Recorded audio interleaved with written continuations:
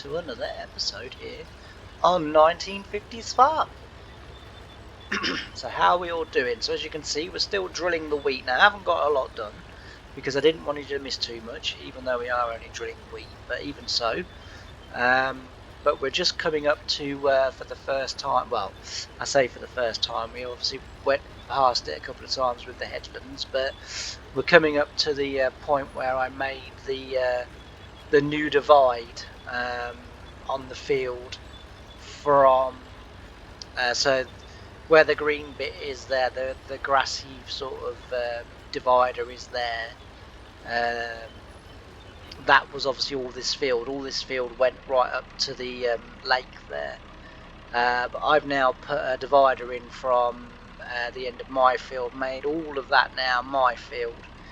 The stubble that you can see beyond, so over there and then running down those trees, all that will be turned to grass, and then we'll have some more grass then for the animals. Let's say that is now my field, and then the other field, obviously the stubble over there that you can see, is also my field. It needs ploughing, and then as I say, this field then sort of ends here. But I've got to make a bit better divide, because as you can see, I've did it wrong. I didn't realise that I'd set the thing wider than the actual width of the verge of the field. So, but yeah, so that's that. Just in case you're wondering and thinking, well, I don't remember that before, but I put that in. So that's not too dissimilar to what Harry and the dairy did back in the day. It was done now. It was done mainly because so although it wasn't this shape, but they did have an odd shaped field. And it certainly didn't back onto both farms because, like I say, as close as I've got to real life, it's not exact. And I'm sure you can all appreciate that. It's unless someone actually builds me a map of, where they were, then it's never going to be exact. But it's sort of as near damn it as I can get it, sort of thing. And so basically what they did was they had two fields that backed onto each other. So Harry had one of the fields, obviously the dairy had the other one. And the one the dairy had was a very, very odd shape. The one that Harry had was, it wasn't perfectly, sort of square field, if you like, but it was near to be as could be. And what they decided to do was that the dairy sort of, and Harry put a divide in so that the sort of awkward end of the field would fit onto the back of Harry's field, to which he would then be able to, obviously farm, and it increased his acreage a little bit. But the sort of the rest of the field beyond then became a meadow, and eventually, many years later, it's now their second really big dairy. So they have the sort of main dairy where it's always been, and then they have this secondary dairy now that's just a bit further down. But as I say, it isn't exact, and it's sort of only ever seeing it from grainy black and white photos. It's quite hard to describe as well, because I don't sort of fully get, sort of understand, sort of what it's like, because the picture's not that great. But I guess cameras back in the 1950s, probably weren't that great. But yeah, so that's why it is the way that it is. And so I've done it to try and replicate that. But as I say, I was just kind of fortunate that as I say, there was sort of two fields that did back on. And again, it's the reason why before I started this series, I spent probably a good 3 or 4 weeks,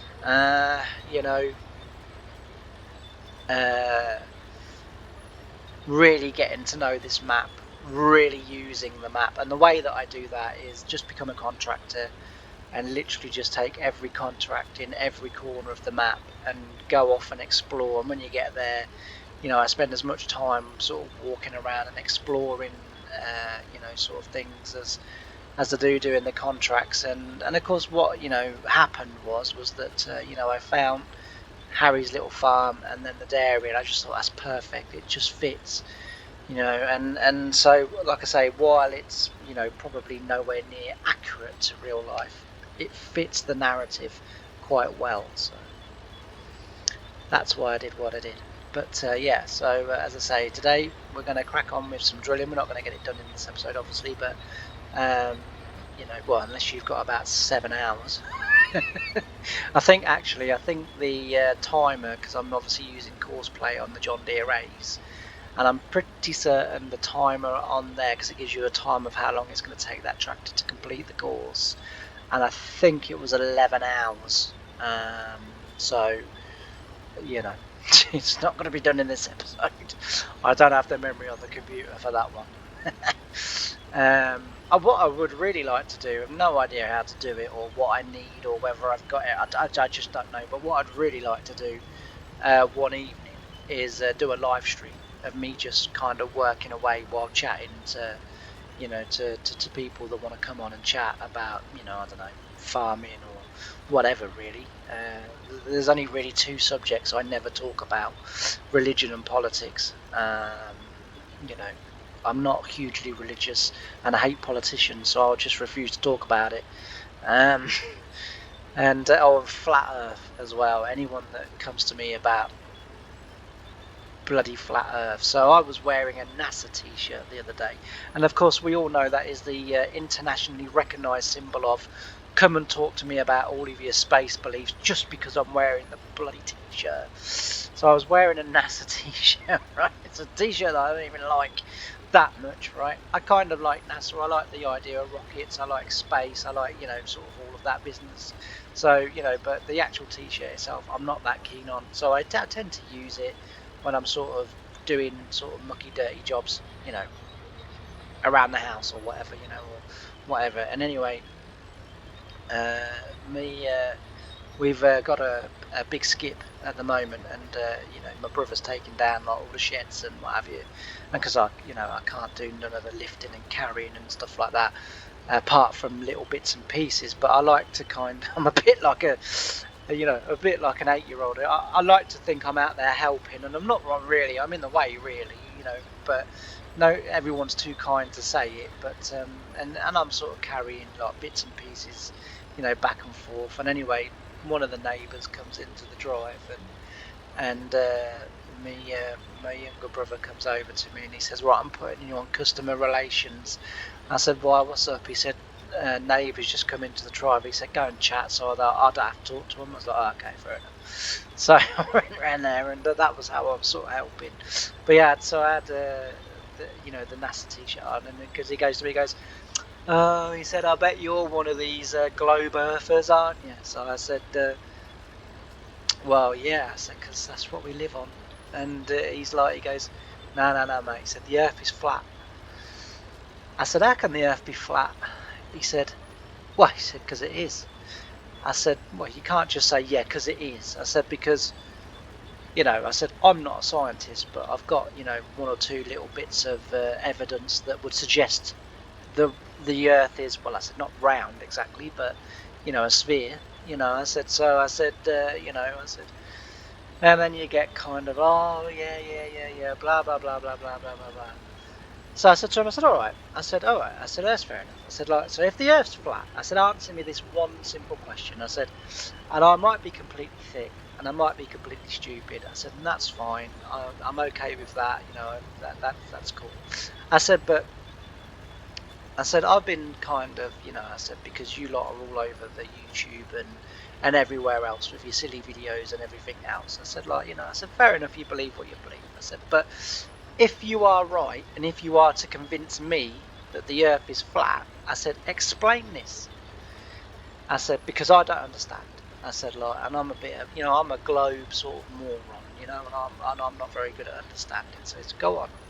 So I said, "If the earth is flat, when we get a total eclipse between the sun, obviously the earth, and then the moon." He said, "Yeah." So I said, "How come when the sun goes across the moon and the black shadow that it does to cancel out. I said, it's always like a half circle shape. I said, because if the Earth was flat, surely that should just be a flat line. And he stood there and he sort of kind of thought about it, and then, well, yeah, but the moon's not really there, is it? And I said, no. He said, no. So I said, well, what is that bloody great white thing then, or greyish sort of white thing that we see in the sky, you know, at nights mainly, but sometimes in the day too? And he was like, yeah, but that's, he said, like, that's like projections, so that to convince you that. And I was like, so come on. I said, you got to do better than that. I said, come on. I said, like, if the Earth is flat, I said, the Earth is flat. I said, but it clearly isn't. I said, mainly because a sort of half circle ball shaped object goes across the moon in a total eclipse, you know. I said, and all of the shadows that gets cast are always curved.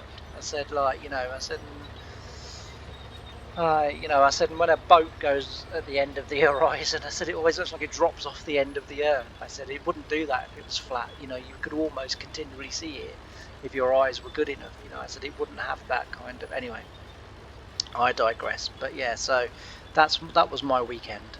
That was my weekend. And you know, if you believe, you know, that the Earth is flat, then, you know, fair enough, and, you know, fair play to you, and you carry on. Just don't preach to me in exactly the same way that I say to religious people. Like, you have your beliefs, that's great, you know, fine, I'm happy with that, you know, whatever. Just don't preach to me, because I'm not convinced. But beyond that, on the live stream, we could talk about anything, you know, computer games, farming, real life, whatever. Like, you know, I'm sort of, in a way, not fussed. You know, I talk about anything, but I don't know whether I've got the equipment that I need, or whether I've got the memory, because like the memory's running low again. You know, I literally did one video this week and the memory's gone, you know, virtually down to 0 again, and it's just, honestly, it's just all too much. I feel like fainting in a really girly way. So yeah, but anyway, as I say, we'll crack on with this drilling, and we'll switch it over to some time lapse, and we'll hopefully get a little bit done in the time that we've got to do it, and I'll see you at the end. Bye for now.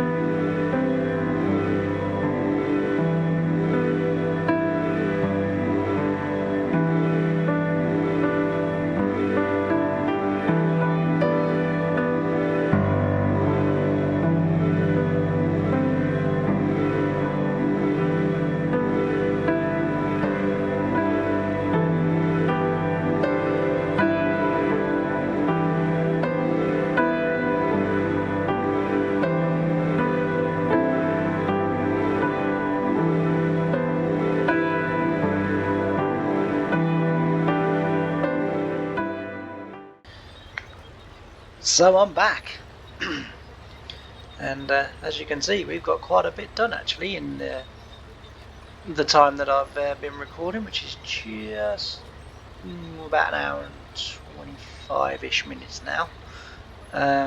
So yeah, we've done quite a bit, but that's why it's going to take so long to do, because as I say, that's about an hour, roughly a sort of hour and 25, 30 minutes, because I can't remember the exact time that I started recording, but excuse me, as I say, that's why it's going to take so long.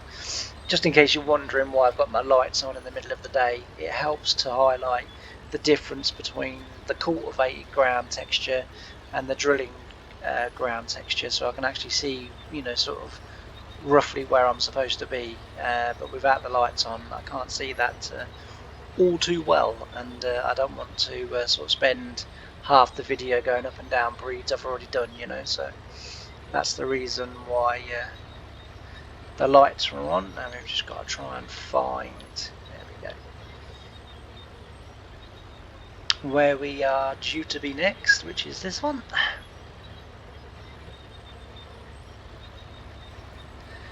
And as I say, we'll crack on again. It's a shame they're not quite able to get just far enough in front of me so that I can just go up and down, because that would make my life a lot easier. I'm having to sort of land it at the moment. I don't really like doing that while I'm drilling, because mainly for the what I just said, it's not easy to tell where you have and haven't drilled. The textures are very similar, but never mind, we'll get there in the end. I'm sure we will, and yeah, it's not going too bad, as I say. It's gone alright so far. And now that we're on to the long stuff, this is now where the sort of time gets taken, but as I say, those three will get across this field obviously far quicker than what I obviously will. And then once the field is then left to me, because they will get to the point where they will get ahead of me, and I won't have to land it, I can just go up and down. Once that happens, then as I say, you know, the field should start to disappear a little bit quicker then for me, but until then, we just plod along. We just plod along, we're doing alright, as I say, but yeah. So a bit slightly longer video than the last two. The last two were chatty ones last week, and then this week Mondays was a bit of a chatty video. If incidentally, actually, just because I don't like talking about other episodes and series in this series, because you know they're not related in any way, shape or form, but incidentally, if you do want to see more of sort of you know, want me to record more videos of me farming on my farm that I do in the evenings just for me, then just leave a note either in the comments here or the comments there, and you know, sort of say, you know, wouldn't mind sort of seeing you do more things, because I'm sort of farming to the letter, if you like, or do you know what I mean? You know, so I'm actually doing everything, you know, sort of really properly. Not that I don't do things properly anyway, but in terms of normally when I've been on sort of like personal save games, I've probably, you know, sort of not ploughed in the way that you know, that I'm sort of ploughing. You know, it might be that I might use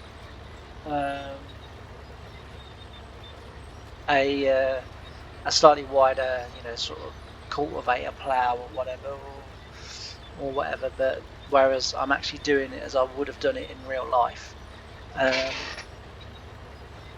Apologies for the noise, my chair just moved, but yeah, so but anyway, just let me know in the comments, and then I'll quite happily record some more for you from that sort of wow, from that game, if you like,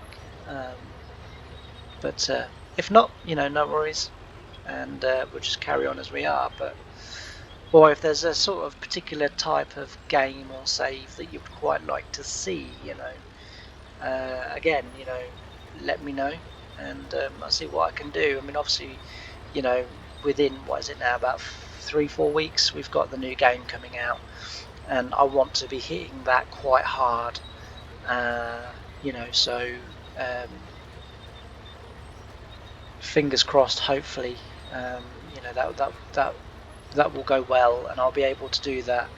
Obviously, that does kind of depend on meetings and whatever else is going on in the life, but that's my hope, and that's what I'm building towards. By the time that game does come out, I want Britain's to be finished, and the others, they're not going to be finished, but we'll be able to carry them on as well as play the new game as well, because what's going to happen is the new game's going to be sort of by everybody. This is not just by me. Is going to be sort of hammered and pushed and pushed and pushed and pushed. Then there's going to be that kind of drop off where everyone's kind of fed up now with the base maps. And we're just waiting for really good mod maps to start coming out and for good mods to start coming out, and so there'll be that kind of lull. Well, in that lull is where we will then continue these saves, and sort of get going, and keep going. So that's kind of how the future of the channel, I think, looks at the moment, unless you guys direct me otherwise, but until then we will wait and see. Anyway, thanks ever so much for watching, and I will look forward to seeing you again. Bye for now.